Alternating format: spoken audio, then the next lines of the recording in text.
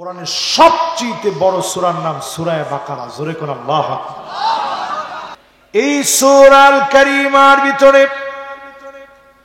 শুরুতে আল্লাহ চ্যালেঞ্জ করলেন, আলিফ লাম মিম।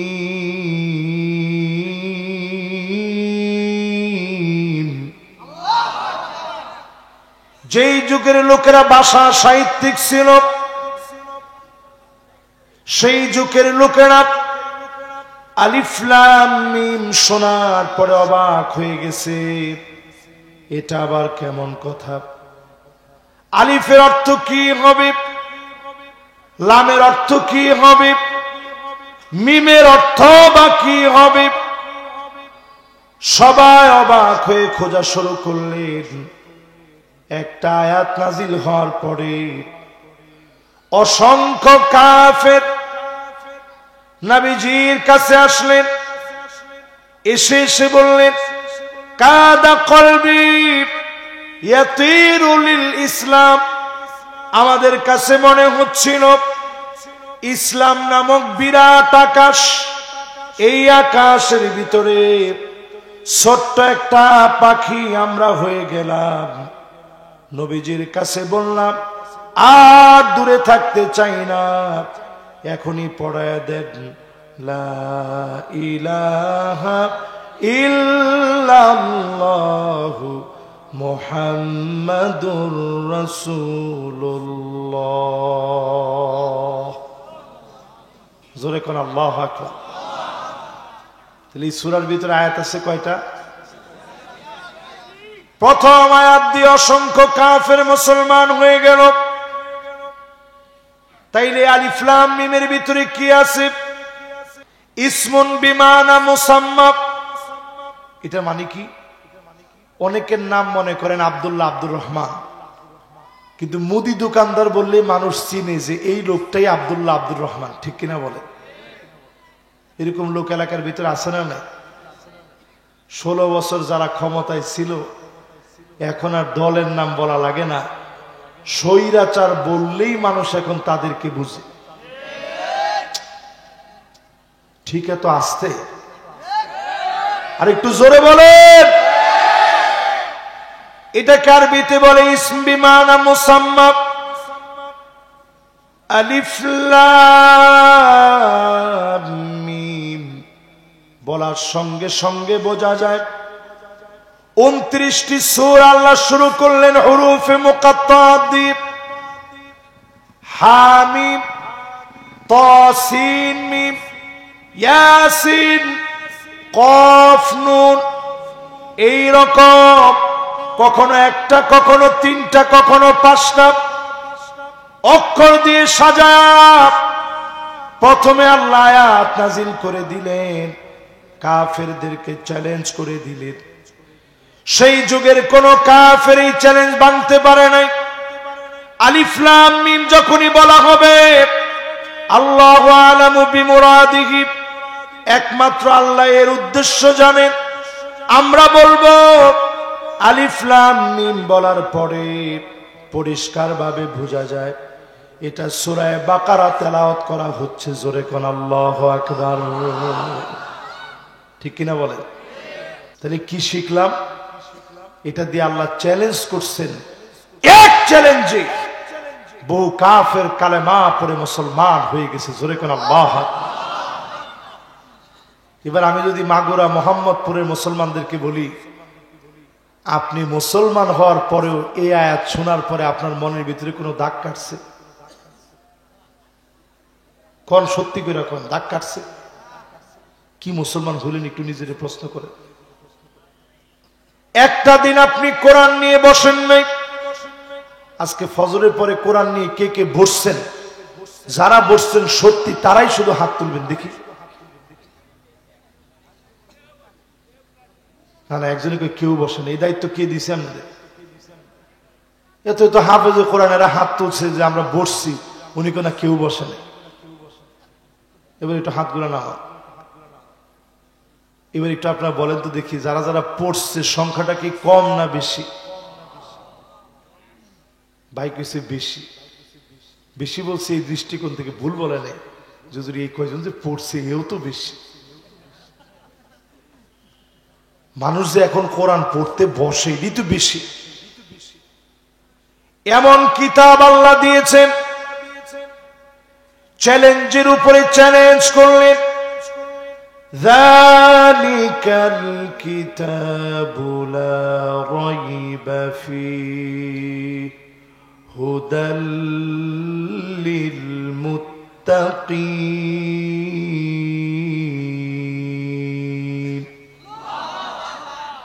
এইটা এমন কিতাব, যালিকা মানে এইটা এমন কিতাব যার ভিতরে কোনো সন্দেহ নাই, কোনো সংশয় নাই। যেই কিতাবের শুরু থেকে নিয়ে শেষ পর্যন্ত চ্যালেঞ্জ করে দিলেন, পাই টু পাই পড়বেন, কোন একটা তথ্যের ভিতরে কোনো মিস্টেক খুঁজে পাবেন না। বলেন আল্লাহু আকবার। এবার আমার দিকে একটু তাকায় থাকেন, একটু সময় দেন, পকেট থেকে একটা নোট বের করি। এই বের হয়ে গেছে, মাশাআল্লাহ, এটা কাজে লাগবে এখনই। তাহলে এই কিতাবের ভিতরে কোনো কি নেই? সায়েন্টিস্টরা চিন্তা করছে একটা সন্দেহ নাই। কি বলে? এত বড় কিতাব, কোনো সন্দেহ নাই, কেমনে হয়? একটু গবেষণা করে দেখি তো কিছু সন্দেহ আছে কিনা। আমরা তো নাই কইছেন মুসলমান, ওরা তো আর মুসলমান না।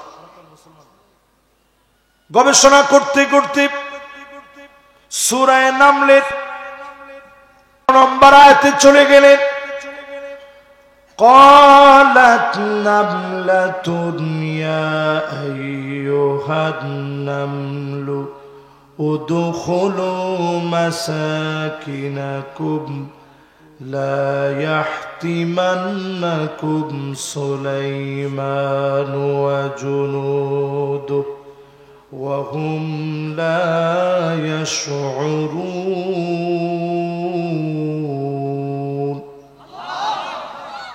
মাশাআল্লাহ, আপনারা আল্লাহু আকবার বলছেন, আমি ওইরকম জোরে টান দিতে পারতেছি না, শক্তি পাচ্ছি না, তো তাও আপনারা আল্লাহু আকবার বলছেন। আল্লাহ আপনি বড়, আপনার চাইতে বড় কেউ নাই। সূরা নামলের 18 নম্বর আয়াত। সবাই বলেন তো কত নম্বর আয়াত? নামলুন মানে পিঁপড়া। নামলুন মানে কি? বাকারা মানে কি? আপনি সব জানেন। নামলুন মানে পিঁপড়া। পিঁপড়াকে নিয়ে আল্লাহ একটা সূরা নাজিল করছে। এই সূরার 18 নম্বর আয়াতে সায়েন্টিস্টরা গিয়ে ফোকাস করছে, পিঁপড়ার তো কান নাই, তাহলে শুনলো কেমনে?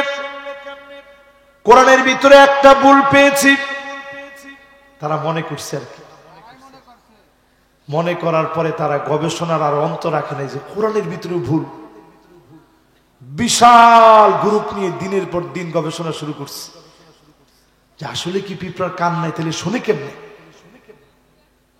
গবেষণা করতে গিয়া দেখে হাঁটু থেকে পা, পা থেকে হাঁটু, সামান্য ছোট্ট পিঁপড়ার কান নাই ঠিক, হাঁটুর ভিতরে সেন্সিং ভাইব্রেশন দিয়েছেন, একটা ভাইব্রেশন আছে, এইটা দিয়ে শুধু শুনতেই পারে না। জাপানের বিজ্ঞানীরা প্রমাণ করেছে, বিভিন্ন যন্ত্র দ্বীপ, ইকুইপমেন্ট দ্বীপ, ভূমিকম্পের আগাম তথ্য তেমন বেশি আবিষ্কার করা যায় না। ছোট্ট পিপিলিকার পায়ের ভিতরে এমন সেন্সিং ভাইব্রেশন আল্লাহ দিয়ে রেখেছে, ভূমিকম্পের আগে আল্লাহর ছোট্ট এই সৃষ্টি বুঝে ফেলে একটু পরে এই জায়গার ভিতরে ভূমিকম্প হবে। আল্লাহু আকবার। বিজ্ঞান মাথা নত করে ফেলেছে। অবাক বিষয়, সেন্সিং ভাইব্রেশন দিয়ে পিঁপড়া শুনতে পায়, খাদ্যগুলা মজুত করে রাখে। পিঁপড়ার ভিতরে 2টা পাকস্থলী আছে। সব গবেষণা বের হয়েছে, একটা আয়াতকে ভুল ধরতে গিয়ে আবারও প্রমাণ হয়ে গেছে কোরআনের শুরু থেকে নিয়ে শেষ অবধি কোনরূপ কোনো ভুল ছাড়া হেদায়েতের কিতাব হিসাবে মানুষের পরিবর্তনের জন্য যিনি দিয়েছেন তিনি কে? এরপরের অংশে আল্লাহ রাব্বুল আলামিন বলেন হুদাল লিল মুত্তাকিন। সবাই হেদায়েত পাবে না, এই কোরআন থেকে হেদায়েত পাবে তারা যারা মুত্তাকি হবে। জোরে কোন কি হবে? আরো জোরে বলেন কি হবে? এই জন্য দেখবেন সবাই কোরআনের কথা হজম করতে পারে না। অনেকে কোরআনের কথা শুনলেই শরীরের ভিতরে আগুন ধরে যায়। কোরআনের প্রোগ্রামে যারা তোমরা বাধা দাও, তোমরা সব হতে পারো, আল্লাহর মুত্তাকি গোলাম তোমরা হতে পারো না।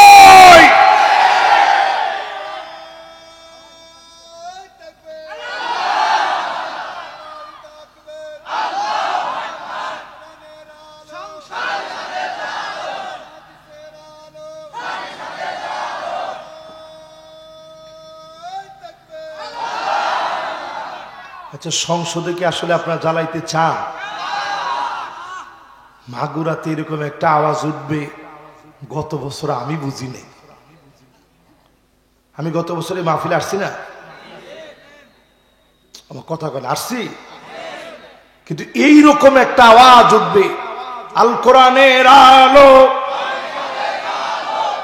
এই কথা যদি আপনারা ভুলেও কেউ বলে ফেলতেন, আপনাদেরকে কিছু না বললো, আমি যাওয়ার সময় কিছু কিছু ভাইরা বলতো যে হুজুর একটু থানায় চলেন। আমি বলতাম কিসের জন্য? বলতো হুজুর আপনার আজকে কষ্ট হয়ে যাচ্ছে না ওয়াজ করে, গলা টলা ধরে আসছে তো, একটু চা খাওয়াই দিবেন, 2 কাপ চা। কিন্তু একটু হিসাব করে দেখেন, এই কোরআন দিয়ে সব চলতে পারে। এই কোরআন পার্লামেন্টে গেলে অনেকের অ্যালার্জি বেড়ে যায়। বুঝে নিতে হবে, চোরের জন্য কোরআন সহ্য হবে না, জেনাকারের জন্য সহ্য হবে না, চাঁদাবাজের জন্য সহ্য হবে না, দুর্নীতিবাজের জন্য সহ্য হবে না। মুত্তাকিদের জন্য কোরআন দিয়ে রাষ্ট্র চলবে। আপনারা কি আমার সাথে একমত? জোরে বলেন একমত। এবার আসেন মুত্তাকি কারা। আল্লাহ রাব্বুল আলামিন নিজে ব্যাখ্যা করে দিলেন, আল্লাযীনা ইউমিনুনা বিল গায়বি ওয়া ইউকিমুনাস সালাহ ওয়া মিম্মা রাযাকনাহুম ইউনফিকুন।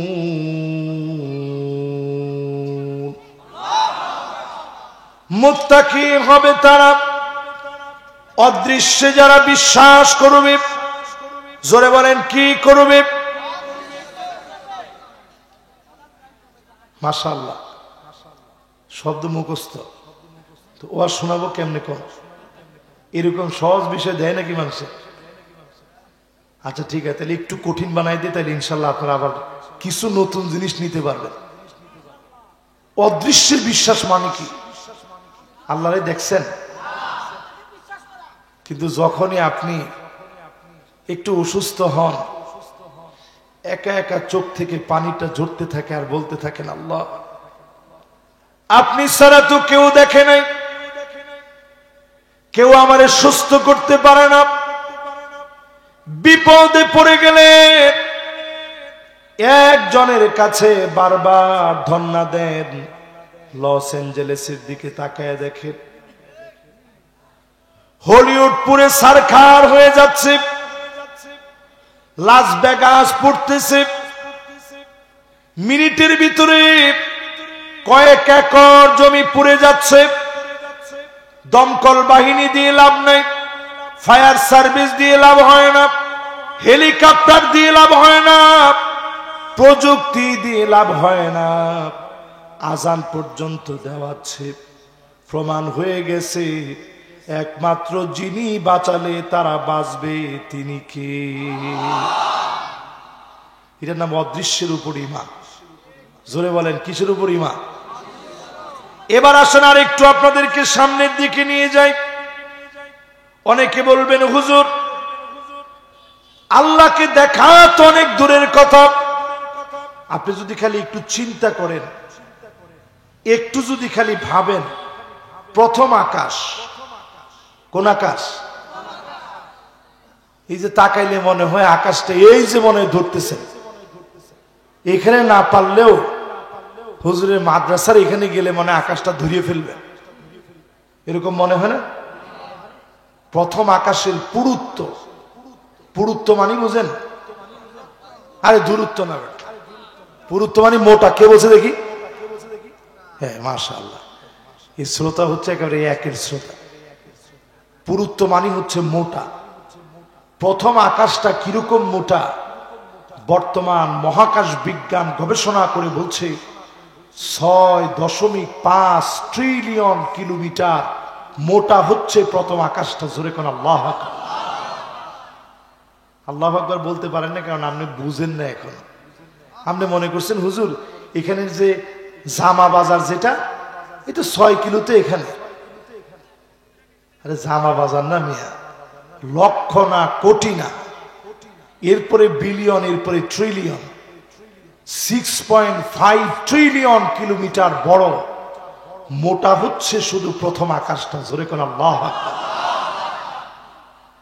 ওইখান থেকে যেতে যেতে যেতে যেতে দ্বিতীয় আকাশ আপনি গিয়ে পাবেন। দ্বিতীয় আকাশটা কত বড়? বর্তমান বিজ্ঞান বলছে যদি শূন্য স্থানে আলো দেখবেন, শূন্য স্থানে ছোট্ট একটা ছিদ্র আপনার ঘরের ভিতরে, এই ছিদ্র দিয়ে যখন আলোটা ঢুকে কোনো বাধা টাধা কিচ্ছু মানে না, সেকেন্ডে যেতে পারে 3 লক্ষ কিলোমিটার। জোরে কোন আল্লাহু আকবার। আলো সেকেন্ডে যেতে পারে 3 লক্ষ কিলোমিটার। যদিও এটারে মাইল বলে, তো কিলোমিটারে ধরেন, আপনি মাইলের হিসাব না করলে সেকেন্ডে যদি 3 লক্ষ কিলোমিটার যায়, এইরকম তাইলে চিন্তা করেন একটা মিনিটে কত যায়, একটা ঘন্টায় কত যাবে, দিনে কত যাবে, সপ্তাহে কত যাবে, মাসে কত যাবে, বছরে কত যাবে। এইভাবে ঘুরতে ঘুরতে যদি আলো ঘুরে 130,000 বছর লাগবে। 130,000 আলোকবর্ষ লম্বা সময় ধরে যদি ঘুরে, দ্বিতীয় আকাশটা পার হতে 130,000 বছর শুধুমাত্র আলোর জন্য লেগে যাবে। এত বড় দ্বিতীয় আকাশ যিনি সাজায় রেখেছেন তিনি কে? খুশি না বেজা? এবার শেষ দ্বিতীয় আকাশ। এবার কয় নাম্বার আকাশ? এবার 3 নাম্বার আকাশ। 3 নাম্বার আকাশ বর্তমান বিজ্ঞান বলছে 2 মিলিয়ন আলোকবর্ষ। 1 মিলিয়ন সমান সমান 10 লক্ষ। 2 মিলিয়ন মানে 20 লাখ। আলো যদি 20 লক্ষ বছর ধরে ঘুরতে থাকে, তৃতীয় আকাশটা পার হতে আলোর সময় লেগে যাবে 20 লক্ষ বছর। জোরে কোন আল্লাহু আকবার। এবার যান চতুর্থ আকাশে, যেখানে ঈসা আলাইহিস সালাম আছে। কয় নাম্বার আকাশ? বর্তমান বিজ্ঞান বলছে এই চতুর্থ আকাশটায় যদি আপনি যান, আলো শুধু চতুর্থ আকাশটা ঘুরতে সময় লাগবে 100 মিলিয়ন বছর। জোরে কোন আল্লাহু আকবার। এরপরে আসেন পঞ্চম আকাশ। পঞ্চম আকাশটা শুধু আলো যদি ঘুরতে চায়, মিলিয়ন দিয়ে কাজ হবে না, এবার লাগবে 1 বিলিয়ন বছর। জোরে কোন আল্লাহু আকবার। একটার চাইতে একটা কত বড়। এবার যদি ষষ্ঠ আকাশে যান, তাহলে আলোর সময় লেগে যাবে 20 বিলিয়ন বছর। জোরে কোন আল্লাহু আকবার। সপ্তম আকাশ সম্পর্কে বর্তমান বিজ্ঞান বলছে এটার কোনো ধ্যান ধারণা আমাদের কাছে নাই। আমাদের কাছে মনে হয় এটা আনলিমিটেড, এটার কোনো শেষ নাই। জোরে কোন আল্লাহু আকবার। এত বড় জগৎ আল্লাহ সাজায় রাখলেন আমার তোমার আপনার জন্য। এত বিশাল জগৎ সাজায় রাখলেন, সবকিছুর মালিক আমার আল্লাহ। যে বড় বড় আকাশের কথা বললাম, ওই আকাশগুলা যদি আল্লাহর কুদরতি হাতের সামনে রাখেন, কা খরদালাতিন সাবাব, 7টা সরিষার দানা আমার হাতে রাখলে নাড়াচাড়া করতে যেমন কষ্ট হবে না, আল্লাহ পাকের সামনে 7 আকাশ 7 জমিন যদি রাখেন 7টা সরিষার দানার চাইতে বড় হবে না। তাহলে বলেন আমার আল্লাহ কত বড়। এই বড় মালিকের উপরে বিশ্বাস রাখার নাম অদৃশ্যের বিশ্বাস। জোরে কোন আল্লাহু আকবার। মনোযোগ আছে তো ইনশাল্লাহ? আর 20টা মিনিট আপনাদেরকে একটু কষ্ট দিব ইনশাল্লাহ। ইনশাল্লাহ কোন নাই, মনে রাগ করছেন? তাহলে 20 মিনিটের আগেই কষ্ট দেওয়া শেষ করে দিই, কি কম? আমি নিজে আর পারতেছি না বেশিক্ষণ। আপনাদের খুব কষ্ট হচ্ছে ইনশাল্লাহ। একজনকে হুজুর আরো 3 ঘন্টা করো। মাশাআল্লাহ, যে কইছেন অসুবিধা, গুনাহ হয় না কিন্তু। আমি যদি 3 মিনিটও এখনো ওয়াজ করি, উনি নিয়ত করছে ওয়াজ শুনবে কতক্ষণ। এই যে উনি নিয়তটা করছে, কিরকম সওয়াব হয়েছে জানেন? কাতাবাল্লাহু লাহু হাসানাতান কামিলা।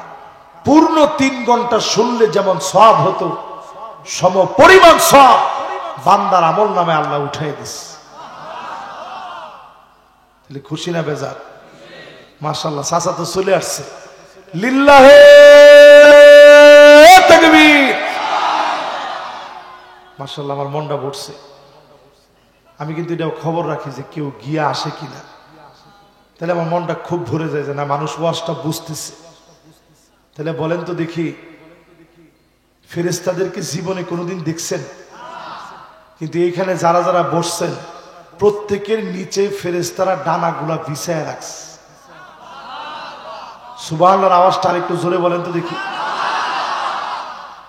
সুবহানাল্লাহ যদি জোরে বলেন, তামলা উমা বাইনাস সামাই ওয়াল আরদ, আকাশ থেকে জমিন, জমিন থেকে আকাশ, এতক্ষণ ধরে যা শোনাইলাম একটা থেকে একটা কত দূরে, এই বিরাট শূন্যতাকে সওয়াব দিয়ে পূর্ণ করে বান্দার খালি আমল আমাকে মালিক মহব্বত করে ভারী বানায় দিবে। খুশি না বেজা? এবার কোন ফেরেশতাদেরকে দেখছেন? ডানা বিছায় রাখছে, বুঝতেছেন? কেউ বুঝতেছেন না। শুধু বিছায় রাখছেন না, দোয়া করতেছেন, রব্বানা ওয়াসি'তা কুল্লা শাই। আল্লাহ আপনি তো সব ঘিরে রাখছেন, গোলামদের গুনাহগুলা মাফ করে দেন। কষ্ট করে মাহফিলে আসছে, ভাঙা গলায় বয়ান হচ্ছে, তাও শুনছে, দয়া করে মাফ করে দেন। ফেরেশতারা যখন দোয়া করবে, যিনি কবুল করে নিবেন তিনি কে? 2 নাম্বার দোয়া করে, ওয়াকিহিম আযাবাল জাহিম, জাহান্নামের আগুন থেকে মাফ করেন। আল্লাহ জাহান্নামের আগুন থেকে আপনার গোলামগুলারে মাফ করে দেন। এরা তো জাহান্নাম দেখে নাই, আল্লাহ আমরা দেখছি, মেহেরবানি করে আল্লাহ এদেরকে মাফ করে দেন। জোরে কোন আল্লাহু আকবার। 3 নাম্বার ফেরেশতারা আমাদের জন্য দোয়া করতেছে এখানে বৈশা। আল্লাহু আকবার। কিরকম জায়গায় এসে বসছেন আপনি চিন্তা করেন। ওয়াদখিলহুম জান্নাতু আদিনিল্লাতী ওয়া'আদতাহুম, যেই জান্নাতের ওয়াদা আপনি করলেন, ওয়াদা মাফিক গোলামদেরকে জান্নাতি বানায় দেন। ফেরেশতারা দোয়া করতেছে, ফেরেশতাদের দোয়ার কারণে যিনি আমাদেরকে মাফ করে জান্নাতি বানায় দিবেন তিনি কে? শুধু খালি তওবার দিকে আসেন, বাকি 2 দোয়া কবুল হবে। নিজে খালি তওবার দিকে আসবেন, জাহান্নামের আগুন মাফ, জান্নাত যিনি দান করবেন তিনি কে? তাহলে এই ফেরেশতাদেরকে কি আপনি দেখছেন? বর্তমান বিজ্ঞান আগে বলতো, এক সময় নাসার বিজ্ঞানীরা বলতো, মহাকাশ বিজ্ঞানের সমস্ত গবেষণা করে তারা বলছে মহাশূন্য, একেবারে নিস্তব্ধ, ওইখানে কোনো আওয়াজ টাওয়াজ নাই। বর্তমানে তারা গবেষণা করে এসে বলতেছে মহাশূন্যের ভিতরে তারা একটা আওয়াজ শুনেছে, এই আওয়াজটা আমাদের জিকিরের সঙ্গে মিলে যায়। জোরে কোন আল্লাহু আকবার। এই যে আপনারা সবাই মিলে চিৎকার করে একটাবার বলেন তো আল্লাহু আকবার। এমন জোরে বলবেন যাতে করে অন্তত কানের ভিতরে খবর হয়। ফেরেশতারা যেটা রেকর্ড করে আনছে বর্তমান সবাই ওটা নিউজে দেখতেছেন, যাতে অন্তত একটা মিল পাওয়া যায় যে আমরা আল্লাহকে ডাক দিয়েছি। সবাই একটু আওয়াজ করে বলেন তো আল্লাহু আকবার। মাশাআল্লাহ, উনি যেরকম বলছে এরকম আওয়াজ নিয়ে সবাই আরেকটাবার বলেন তো দেখি,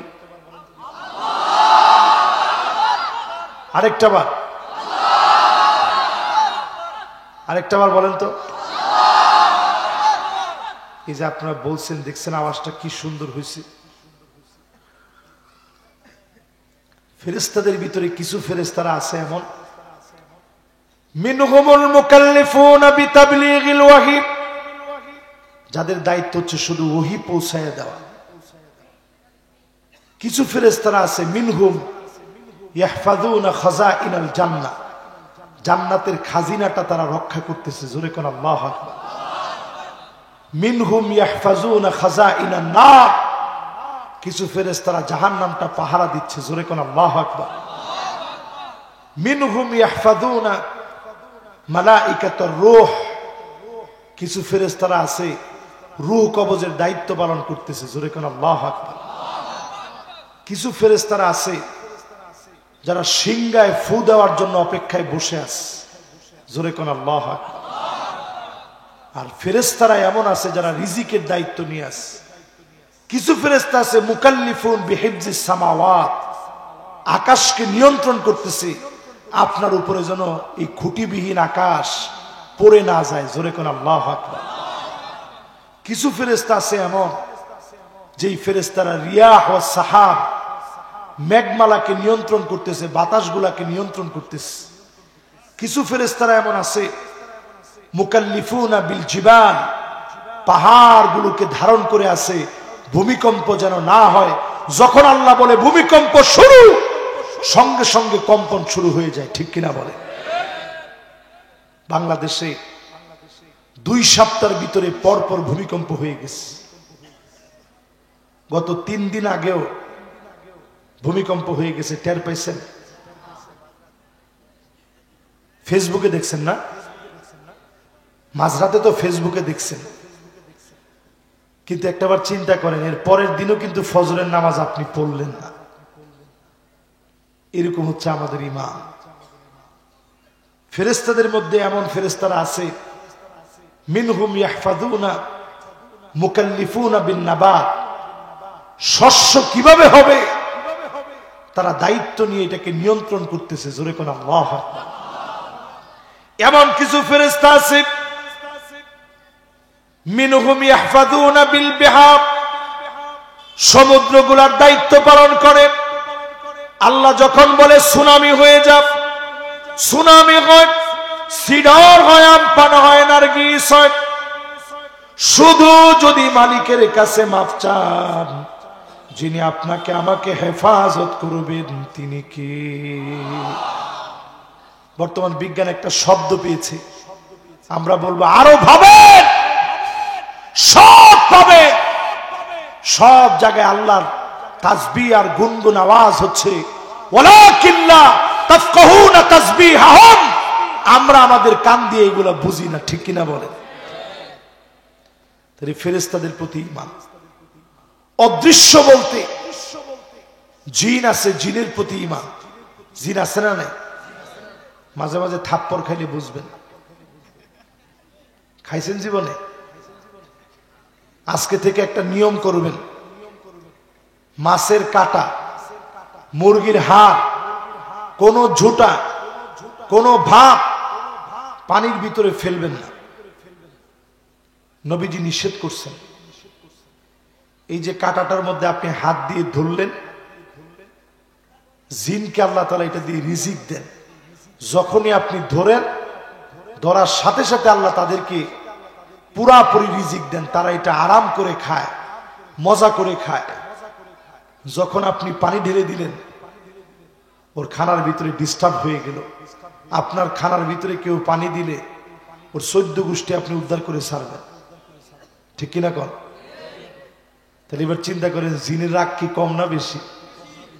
ও যখন দেখে আপনি খানার ভিতরে পানি দিছেন, যায় আপনার ধরতে, গিয়ে দেখে আপনি সূরা ইখলাস, সূরা ফালাক, সূরা নাস পড়ে নিজেরে আপনি মোটামুটি সেভ করে এরপরে শুইছেন, যায় আপনার স্ত্রীর দিকে দেখে সেও শুইছে, এরপরে যায় বাচ্চার দিকে গিয়ে তারে ক্ষতি করে লাফ মেরে উঠছে।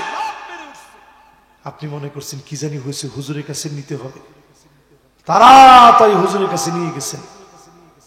হুজুরে কি কয়ে ফু দিছে আপনি জানেন না। হুজুরে এই সূরা ইখলাস, সূরা ফালাক, সূরা নাস পড়েই ফু দিছে, এই সূরা বাকারা পড়ে ফু দিছে। এই সূরা বাকারা যদি ঘরের মধ্যে পড়ে, ওই ঘরের ভিতরে জিন থাকতে পারবে না। জোরে কোন আল্লাহু আকবার। আজকে কয়েকটা কথা বলি, কষ্ট হচ্ছে আপনাদের? ঘরের ভিতরে কখনো ছোট বাচ্চাদেরকে পেশাব করায় যে কমোড গুলা থাকে, এগুলার ভিতরে পেশাব জমা রাখবেন না। দুষ্ট জিনেরা আসে, রহমতের ফেরেশতা ঘর থেকে বের হয়ে যায়। ঘরের ভিতরে কেউ কুকুর লালন পালন করবেন না। ঘরের ভিতরে কেউ ঝুনঝুনি বেঁধে রাখবেন না। পর্দার উপরে এখন অনেকে ঝুনঝুনি রাখে। দুষ্ট জিনেরা আসে, রহমতের ফেরেশতারা চলে যায়। আত্মীয় স্বজনের সঙ্গে কেউ খারাপ ব্যবহার করবেন না। কতিআতুর রহিম, আত্মীয় স্বজনের সঙ্গে যখন খারাপ ব্যবহার করবেন, রহমতের ফেরেশতা চলে যাবে, দুষ্ট জিনেরা আসবে। পাকঘরের ভিতরে যখন আপনি যাবেন, বিসমিল্লাহ পড়ে পা দিবেন, জিনেরা ওই জায়গায় খাবারের তালাশে আসে। ওই যে আপনি কাটা হাড় রেখে দিছেন, ওটার মধ্যে হাত দিবে, রিজিক হবে, সে খাবে। যখনই আপনি ডিস্টার্ব করছেন, আপনার ক্ষতি করবে। এখন ঘরে ঘরে গিজার আছে, আপনি দেখেন নাই, জানেন না। আপনি ঠাস করে গরম পানি ছেড়ে দিচ্ছেন, ছোট্ট একটা জিনের বাচ্চা পাইপের ভিতরে অবস্থান করতেছে। যখনই আপনি গরম পানিটা ছাড়ছেন, সে যদি পুড়ে মারা যায়, একটা জিন বালেগ হয়,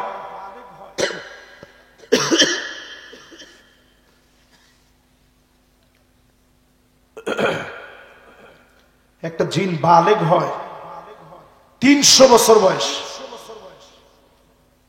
কত বছর হায়াত পায়? 5-6 হাজার, একটু বেশি হয়ে গেছে, তবে একবারে কমও হয়নি। 3-4 হাজার বছর একটা জিন বাঁচে। তাহলে আপনি যদি তার ছোট কালেই মেরে ফেললেন, গরম পানি দিয়ে আপনি যদি মেরে ফেলেন, আপনার সে ছাড়বে না, ক্ষতি করার চেষ্টা করবে তার আত্মীয় স্বজন। এই জন্য আপনি বিসমিল্লাহ বলে টেপটা ছাড়বেন। উজু করার সময় সকালবেলা, এখন তো সবাই গরম পানি দিয়ে উজু করি, বিসমিল্লাহ বলে উজুটা শুরু করবেন। সুন্নত আদায় হবে, জিনও বিদায় নেবে। কোন সাপ দেখছেন, পা মাত্র মারবেন না, আগে বলবেন তুই যদি জিন হস তাহলে চলে যা। এরপরে যদি মনে হয় যে আপনার ক্ষতি করবে, তাইলে আপনি মারবেন। সাপকে তো মারা দরকার নেই। সাপকে যদি আপনি কিছু না বলেন, সে আপনার কিছুই বলবে না। এটা যদি রাসেল ভাই পড়ো হয়, গায়ে পড়ে পাড়া না দিলে সে আপনার কোনো ক্ষতি করবে না। সাপ পরিবেশের ভারসাম্য রক্ষা করে। ক্যান্সারের ট্রিটমেন্টে সাপের বিষ লাগে, এটা অনেক বড় ঔষধ। এই জন্য মারতে গেলে আপনি সতর্ক হবেন। মহিলারা যারা চুল ছেড়ে ঘুমান, ঘুমানোর সময় চুলটারে বেঁধে ঘুমান, জিনের আকৃষ্ট হয় সারা চুলের দিকে, এরপরে এসে আপনার ক্ষতি করার চেষ্টা করবে। বাজারের ভিতরে যখন আপনি যাবেন, সবার শেষে বাজার থেকে আপনি বের হবেন না, বাজার থেকে তাড়াতাড়ি আপনি ফিরবেন।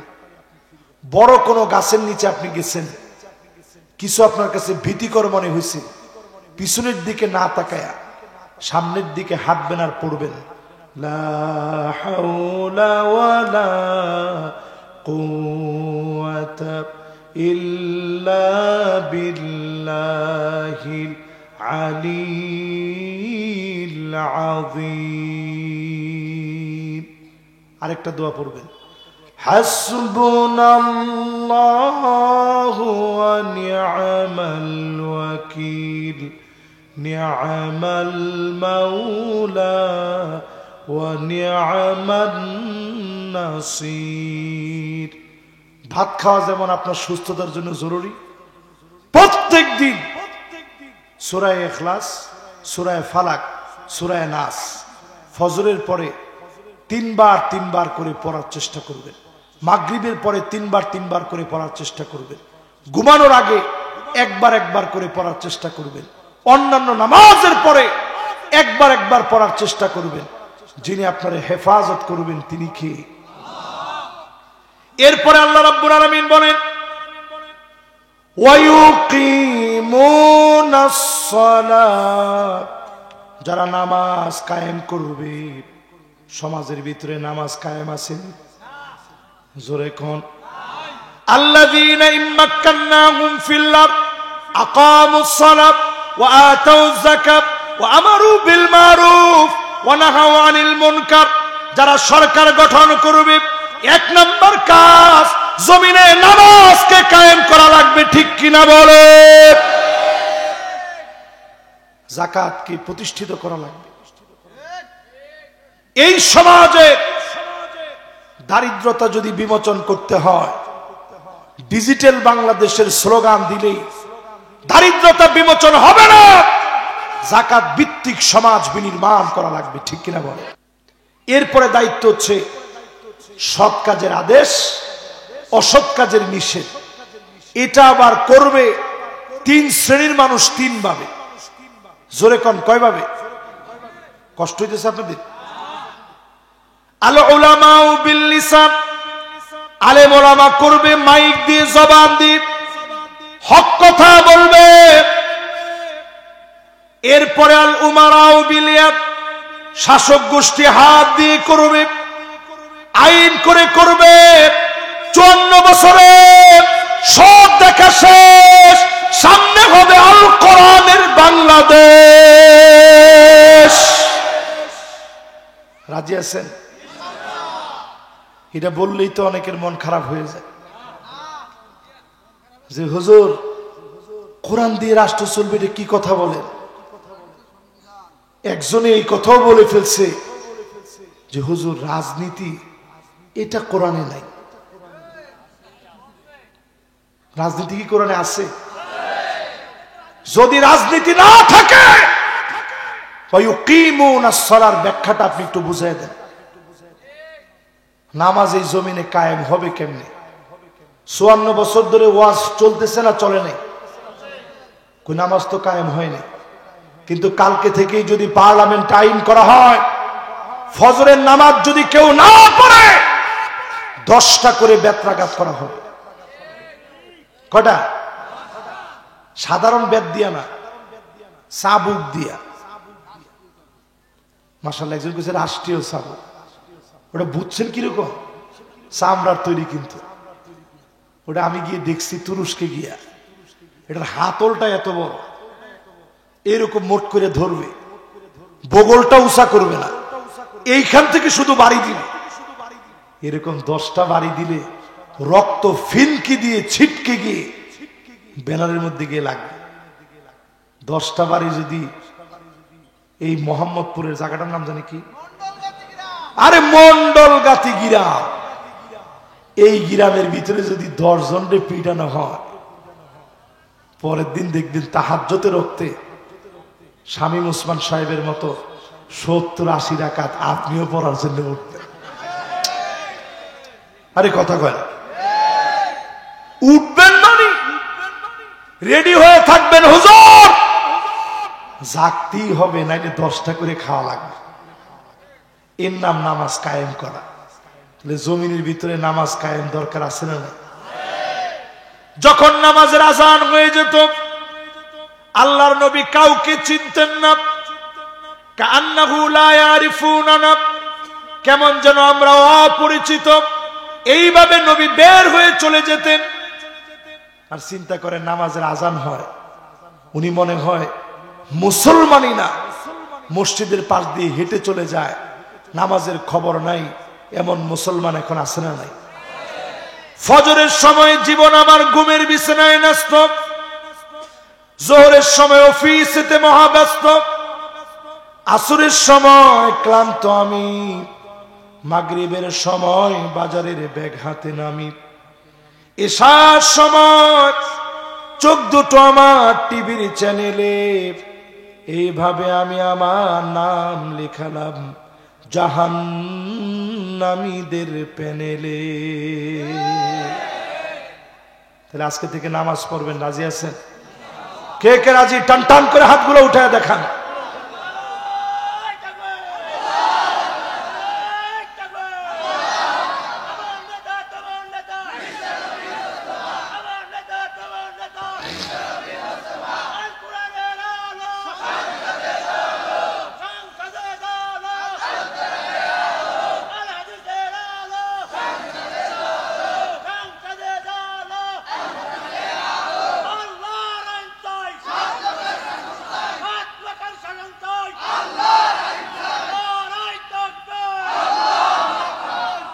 মাশাআল্লাহ, কি সুন্দর স্লোগান গুলা দিছে। হায় রে 16 বছর,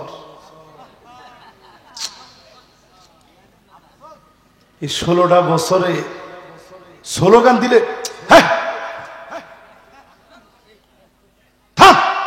কি স্লোগান দিস। আল্লাহর নামে স্লোগান সহ্য হয় নাই, কিন্তু নেতার পিছনে যখন স্লোগান দিত, নেতা তোমার ভয় নাই, রাজপথ সারি নাই, কই কই এখন কই কথা কয় না, কই নেতারা আগে গেছে। কর্মী করে কি মহা কিয়ামতের মধ্যে ছাইরা দিয়ে চলে গেছে। হ্যাঁ, কবে বুঝবেন মুসলমান? অথচ তাকায় দেখেন 16টা বছর ঘরের ভিতরে ঘুমাইতে পারে নাই, একদিনের জন্য নেতা কর্মী কেউ পালায় যায় না। এজন্য আজকের মাহফিলে শরীর মনে একটু একটু ভালো হয়ে যাচ্ছে। আসলে দিনের কথা বললে ভালো নয় যাবে, কই কথাগুলা কার কথা?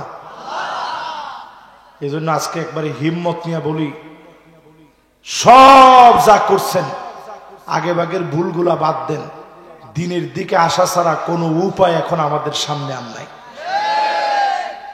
এই জমিন 5 আগস্টের পরে উর্বর হয়েছে। এই জমিন আমাদেরকে বলতেছে নামাজ কায়েম করো, যদি না করেন বাংলাদেশের ভাগ্যাকাশে বড় ধরনের দুর্ভিক্ষ আসতেছে, বাংলাদেশের ভাগ্যাকাশে বড় বড় আযাব আসবে, বাঁচাতে পারবে না, পারবে না, পারবে না।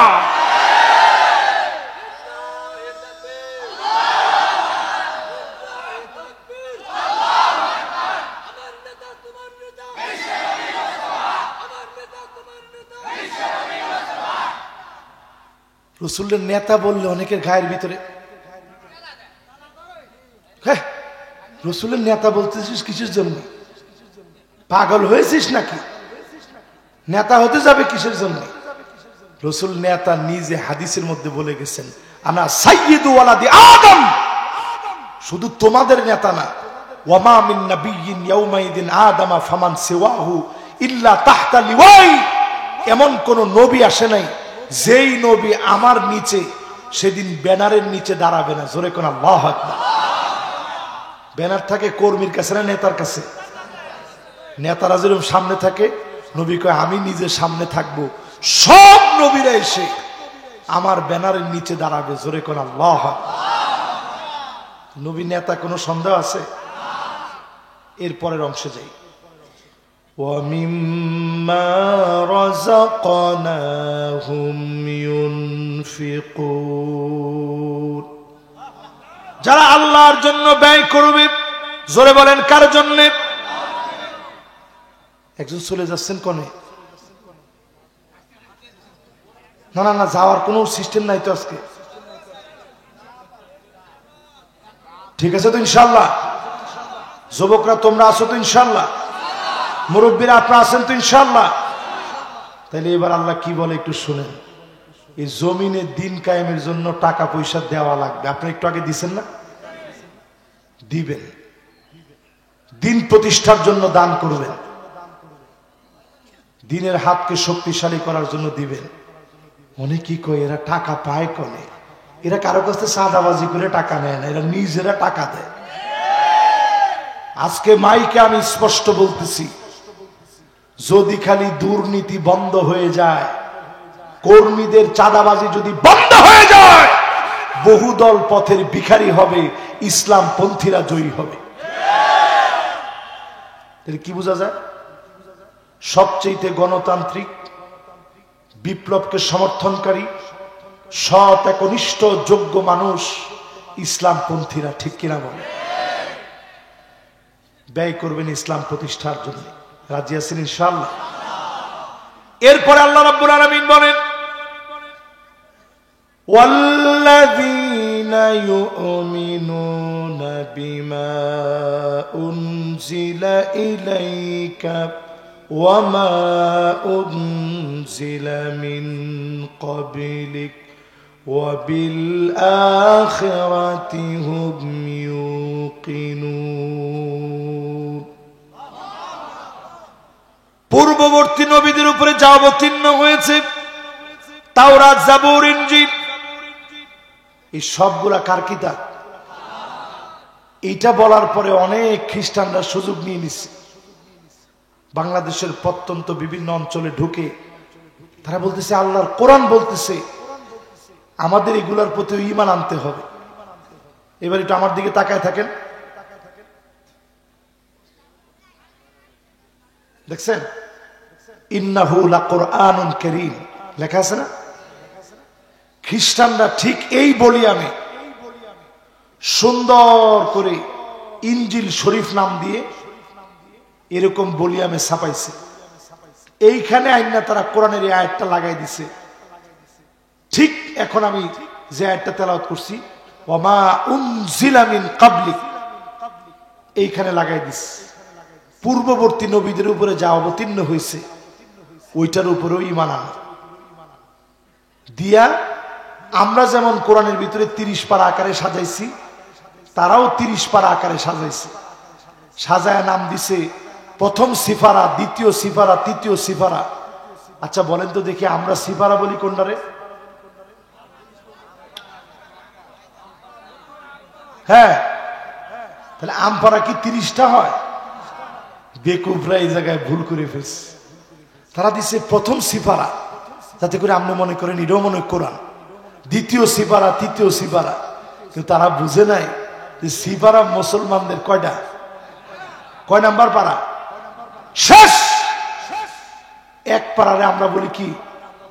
30 নাম্বার পারাটারে আমরা কি বলি? তারা সব পারার নাম দিছে সিফারা, আমপারা। প্রথম সিফারা, দ্বিতীয় সিফারা করে করে নাম দিয়ে উপরে সুন্দর করে মরাট সাজি তারা ধোকা দিছে। আমার কাছে ছিল, আজকে নিয়ে আসলে সবচেয়ে সুন্দর হইতো, দেখাইলে আপনি অবাক হয়ে যেতেন। কি হুজুর, এটা কেমনে সম্ভব? ভিতরে আবার আরবি লেখা, আপনি দেখলে তো অবাক হয়ে যাবেন যে সর্বনাশ। আল্লাহ রাব্বুল আলামিন বোঝায় দিলেন এই কোরআনের উপর ঈমান লাগবে যেই লোকটা মনে করবে এই কোরআন দিয়ে রাষ্ট্র চলবে না, সে নামে মুসলমান হতে পারে, সত্যিকারে মুসলমান হয় নাই। ঠিক কিনা বলেন? এরপরে আল্লাহ রাব্বুল আলামিন বলেন ওয়া বিল আখিরাতি হুম ইউকিনুন, সবাই ঈমান আনবে না। প্রবল বিশ্বাসী যারা হবে ফাঁসির মঞ্চে নিয়ে যাবে, 13 বছর জেলে রাখবে, দিনের পর দিন আফিয়া সিদ্দিকার মতো দিনের পর দিন জেল খাটবে। আমার বোন এখন বের হয়েছে, একদিনের জন্য বাতিলের কাছে মাথা নত করে না।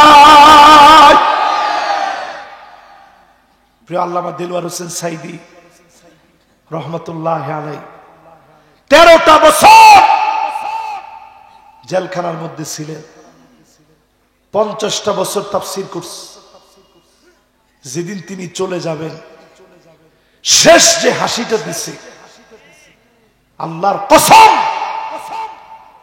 আমার স্মৃতিপটে এখন ওই হাসিটা লেগে আছে। আমি মাগরিবের নামাজে যাচ্ছিলাম, হাসিটা দেখে আমার কাছে মনে হয়েছে হুজুরে মনে হয় তারা আর বাঁচতে দিবে না। ওই দিন তিনি গেলেন। আমি মাগরিবের নামাজ পড়ে আসার পরে বুকের মধ্যে ব্যথা উঠছে আমার। আমি ভাবলাম কিরে হঠাৎ করে বুকে ব্যথা করতেছে কেন? আমি বুঝতে না বুঝতেই শুয়ে পড়ছি।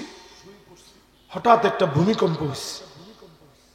ভূমিকম্পের পরে আমার সারা শরীরের ভিতরে একটা কম্পন চলে আসছে। আমি মোবাইলটা ধরছি, আমার ড্রাইভার সহ অনেকে ফোন দিচ্ছে, হুজুর আর নাই। দৌড়ায় চলে গেলাম হসপিটালে। হসপিটাল থেকে দেখতে না পেরে চলে আসলাম হুজুরের বাসায়। আমার কাছে মনে হলো অন্তত ওনার সহধর্মিনী জীবিত আছে, ওনারা তো একবার হলেও দেখায় নেবে। কিন্তু জালেমরা এমন জালেম ছিল, একবারের জন্য ওনার স্ত্রীকে দেখানোর জন্য নেয় নাই। ছুটে গেছি ওইখান থেকে পিরোজপুরে জানাজার নামাজ পড়ার জন্য। আল্লাহ আপনার কসম করে বলি, ওই দিন পুলিশরা বলতেছিল বারবার এখনই গুলি চালানো হবে, দ্রুত জানাজার নামাজ পড়া। দুইবার জানাজা শুরু হয়ে গেছে। কেউ গেছিলেন? একজন গেছে। দুইবার জানাজা শুরু হয়েছিল না? মানুষ চিৎকার মেরে উঠছে। জোহরের পরে জানাজা হবে, একটা সেকেন্ড আগেও জানাজা পড়ব না। হাজার হাজার লাশ পড়বে, একজনও জানাজা পড়ব না। জোরে কোন আল্লাহু আকবার। আজকে এটা বলার উদ্দেশ্য হচ্ছে জালেমরা কিন্তু প্রিয় আল্লামার হাসি কেড়ে নিতে পারে নাই। প্রিয় আল্লামার শেষ হাসি দিয়ে বুঝিয়ে দিয়েছে তোরা বিজয়ী হতে পারিস নাই। 13টা বছরও মাজলুমের হাসি কেড়ে নিতে পারিস নাই। ঠিক কিনা বলে? এইরকম প্রবল বিশ্বাসী যারা হবে এরা ইমানদার। ইমানের দাবি যাদের সত্য হবে তারাই প্রবল বিশ্বাসী হবে। কখনো কখনো পরীক্ষা দিবে, যিনি উত্তীর্ণ করে বিজয় বানায় দিবেন তিনি কে? এই জন্য আল্লাহ রাব্বুল আলামিন ফাইনালি 5 নম্বর আয়াতের ভিতরে বলেন উলাইকা আলা হুদাম মির রাব্বিহিম ওয়া উলাইকা হুমুল মুফলিহুন। তারাই হলো আল্লাহর পক্ষ থেকে হেদায়েত প্রাপ্ত। আল্লাহু আকবার কর। আল্লাহর পক্ষ থেকে হেদায়েত যেন কোনো বিষয় না, যেটা রাসূলের সঙ্গে থেকে আবু জেহেল পায় নাই, উতবা পায় নাই, সাইবা পায় নাই, উতবা বিন আবি মুঈদ পায় নাই, মুগীরা পায় নাই। কিন্তু আপনি এত পরে এসে হেদায়েতের উপর চলার চেষ্টা করতেছেন। জোরে কোন আল্লাহু আকবার। এরপর আল্লাহ বলেন ওয়া উলাইকা হুমুল মুফলিহুন। আর এরাই হচ্ছে সফল কাজ, তারাই হবে সফল কাজ যারা হেদায়েতের পথ পাবে। জোরে কোন আল্লাহু আকবার। হেদায়েতের পথ কোনটা? আখিরাতের প্রতি যারা প্রবল বিশ্বাসী হয়ে বাতিলের কাছে মাথা নত করবে না, মুত্তাকিদের সঙ্গে চলবে, ইমানের পথে হাঁটবে, নামাজ কায়েম করবে, জমিনে দিন কায়েমের জন্য অর্থ ব্যয় করবে, কোরআন দিয়ে রাষ্ট্র চলবে, বিশ্বাস করবে, পূর্ববর্তী কিতাবের প্রতিও তারা শ্রদ্ধা রাখবে, আখিরাতের প্রতি প্রবল বিশ্বাসী হয়ে এরাই আল্লাহর তরফ থেকে হেদায়েত পেয়ে এরাই সফল হবে। জোরে কোন আল্লাহু আকবার। যতগুলো কথা বললাম আল্লাহ তাআলা আমাদের এই কথাগুলো কবুল মঞ্জুর করুক। পড়ে না আমিন।